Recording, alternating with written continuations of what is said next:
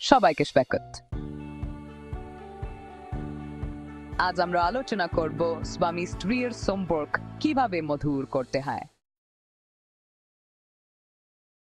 প্রেম করে বিয়ে হয় কারণ প্রেম অন্ধ, কিন্তু স্টিকারের পরীক্ষা শুরু হয় বিয়ের পর।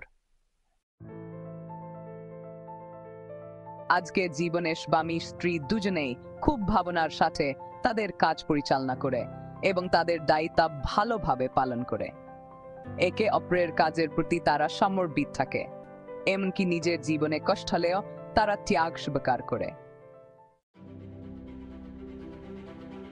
তবু তারা একে অপরের কাজকে দেখে না, কারণ সবার দৃষ্টিভঙ্গি আলাদা, আর প্রত্যেক মানুষের মধ্যেই ভালো মন্দ দুটো গুণ থাকে। তাই আমাদের একটা ইতিবাচক দৃষ্টিভঙ্গি গ্রহণ করতে হবে।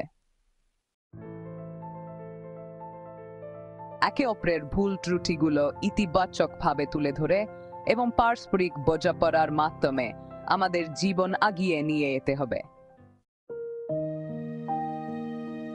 কারণ সম্পর্কগুলোর মধ্যে সবার আগে আছে স্বামী স্ত্রীর সম্পর্ক, তারপর আছে বাকি সব সম্পর্ক।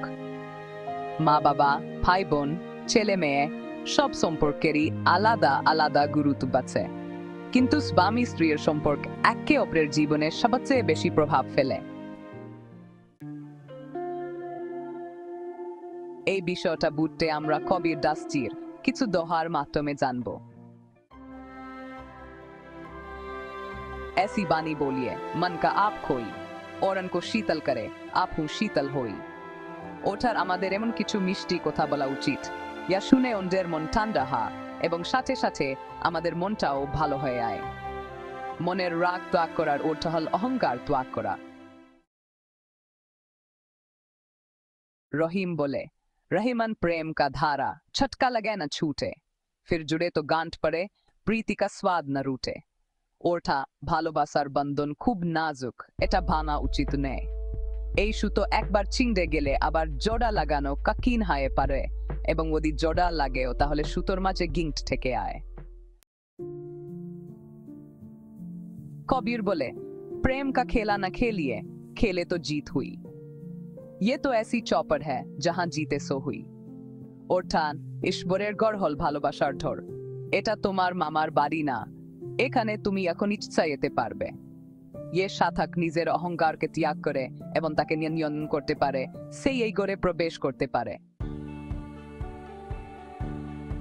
আমাদের আসল উদ্দেশ্য হল ভালোবাসা এবং শান্তি খুঁজে বের করা। এর জন্য আপনাদের একটি বই পড়া উচিত। বইটির নাম হল নন ভায়োলেন্ট কমিউনিকেশন, যা মার্শাল বি রোজেনবার্গ লিখেছেন, এবং এটি ইউটিউব এবং গুগলেও পাওয়া যায়। শেষ কথা হিসেবে আমি একটি উক্তি শেয়ার করতে চাই। Life is answers for everyday situations. Please do read this up down of our grandmasters by Buddha CEO Chandra Sir. ধন্যবাদ। ভিডিওটি লাইক, সাবস্ক্রাইব এবং আপনার বন্ধুদের সাথে শেয়ার করুন।